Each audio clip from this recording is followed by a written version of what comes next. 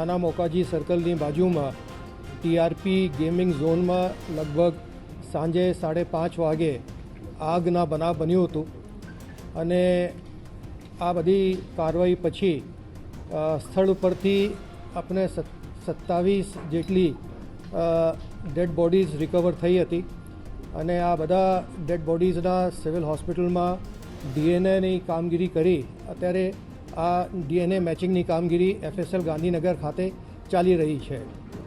આ બનાવના અનુસંધાનમાં રાજકોટ તાલુકા પોલીસ સ્ટેશનમાં 304, 308, 337, 338, 114 મુજબ 6 આરોપીઓ વિરુદ્ધ ગુના દાખલ કરવામાં આવેલા છે, જેને પૈકી 2 આરોપી યુવરાજ હરિસિંહ સોલંકી જે આ બધી ગેમિંગ ઝોનના વહીવટ કરતા હતા અને સાથે સાથે એનો મેનેજર નીતિન જૈન એની ધરપકડ અત્યારે કરવામાં આવી છે।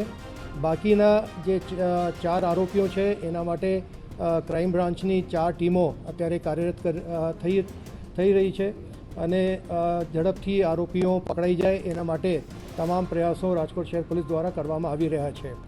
આ ગુનાની તપાસ ક્રાઇમ બ્રાન્ચને સોંપવામાં આવી છે અને જોઈન્ટ એડિશનલ સીપી સુશ્રી વિધિ ચૌધરી ની હેઠળમાં એક સ્પેશિયલ ઇન્વેસ્ટિગેશન ટીમની રચના કરવામાં આવી છે, જેના અંદર ડીસીપી ઝોન 2 સુધીર દેસાઈ એવં ડીસીપી ક્રાઇમ બ્રાન્ચ એના બીજા સભ્યો હશે। અમારા તમામ પ્રયાસો હશે કે ઝડપથી આ ગુનાની તપાસ પૂર્ણ કરી એને જેટલી ઝડપથી અમે આ ચાર્જશીટ કરી શકાય એની ચાર્જશીટ કરીએ।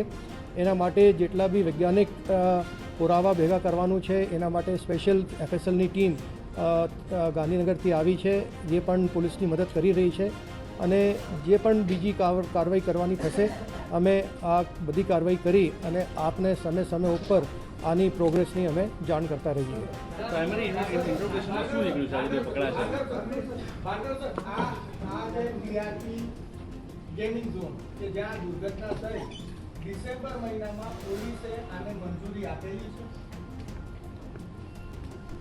આ ગેમિંગ ઝોનની નવેમ્બર 2023માં બુકિંગ લાયસન્સ આપવામાં આવેલું હતું અને એને પછી 1/1/2024થી 31/12/2024 સુધીની રિન્યુઅલ આપવામાં આવેલું છે।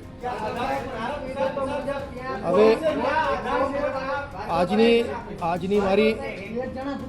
આજની મારી અત્યારે કોન્ફરન્સ આપને ગુનાને લાગતી વિગત માટે હતી અને જે બાકીની વિગત છે હું આપને પછીથી જણાવશું।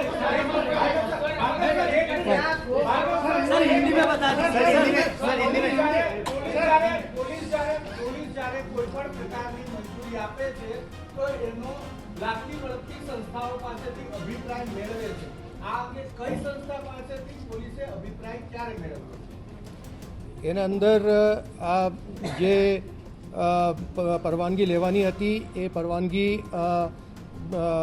RNBમાંથી મેળવવામાં આવેલું છે, યાંત્રિક વિભાગમાંથી મેળવવામાં આવેલું છે અને એને જે ફાયર સેફટીના જે સાધનો એને લખ્યું છે કે એને ફાયર સેફટીના સાધનો ત્યાં મૂકવામાં આવેલા છે એની પણ એને પુરાવા રજૂ કર્યું છે।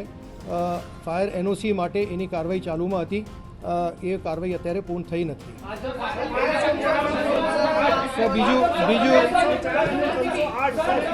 બીજી આપ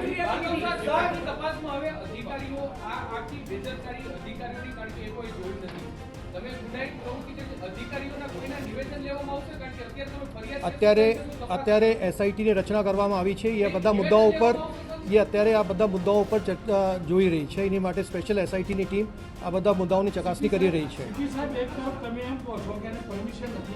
મારી જોડે પ્રૂફ છે, કલેક્ટર, પોલીસ કમિશનર, તત્કાલીન SP અને DCP એ ત્રણેય ચાર લોકો ત્યાં એન્જોય કરવા ગયેલા એના ફોટા છે। જો પરમિશન નથી, સામાન્ય નાગરિકને ખબર નથી, અધિકારીને તો ખબર હોય ને, એ એન્જોય કરવા જાય તો પછી સામાન્ય માણસ તો મિસગાઈડ થાય કે ન થાય। અને જો પરમિશન તમે આપો છો, જો ફાયરના ઇક્વિપમેન્ટ્સ નથી, પરમિશન તમે આપો છો તો કેમ તમે મેન્શન કરો છો કે ફાયરની પરમિશન નથી અને તમારો ડિપાર્ટમેન્ટ પરમિશન આપે, કેવી રીતે શક્ય બન્યું?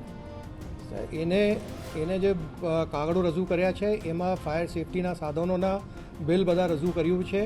એ ફાયર સેફટીના સાધનો ત્યાં હતા પરંતુ જે પ્રમાણમાં એને કાર્યવાહી કરવી હતી એ કદાચ થઈ નથી, એટલા માટે આ આખી દુર્ઘટનાને આપણે કંટ્રોલ નથી કરી શક્યા.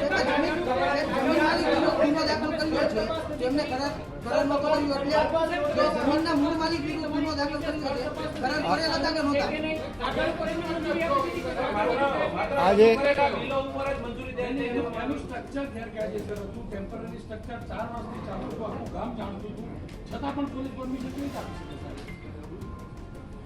આજે એ લોકોની જે પાર્ટનરશિપ ડીડ હતી એના અંદર જેટલા બધા એના પાર્ટનરો હતા એ બધાને આપણે આરોપી તરીકે ગણ્યા છે અને એના ઉપર બધાને ઉપર કાર્યવાહી ચાલુમાં છે.